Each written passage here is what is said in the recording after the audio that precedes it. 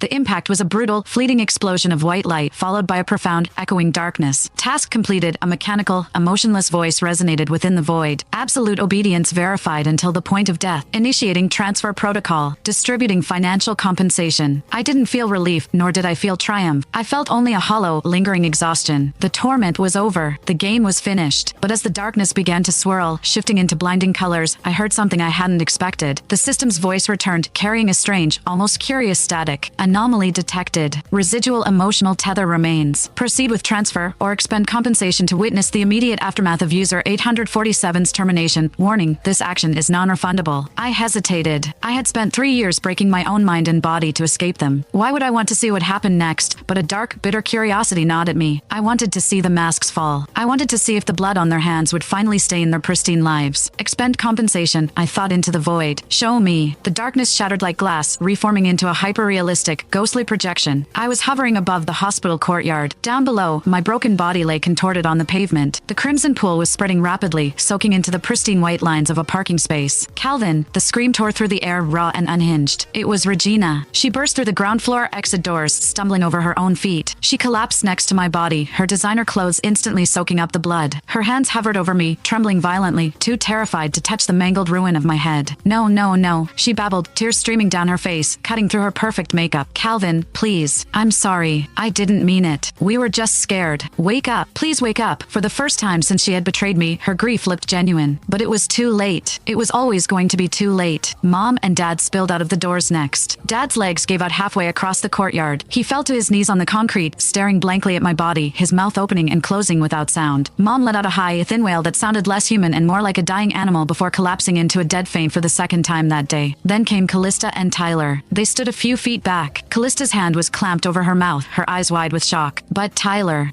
wasn't crying. His face was pale, yes, but as he looked down at my shattered corpse, a fleeting, almost imperceptible smirk tugged at the corner of his mouth. He had one. The biological son was dead. The inheritance, the family name, Regina, it was all his. Or so he thought. Step back, everyone, step back. The paramedics, who had been rushing toward the scene, finally broke through the crowd that had started to gather. They checked for a pulse out of protocol, but the grim shake of the lead paramedic's head confirmed what everyone already knew. System, I thought. Fast forward. Show me the fallout. The world blurred, spinning rapidly like a fast-forwarded film reel. Days bled into weeks. I watched my own funeral. It was a grand, hypocritical affair. My parents wept openly. Callista stood stoically, leaning on Tyler. Regina wore a black veil, refusing to speak to anyone, her eyes hollow and dark. But the real show started after the dirt was thrown on my grave. The scene shifted to the sprawling low family mansion. It was evening.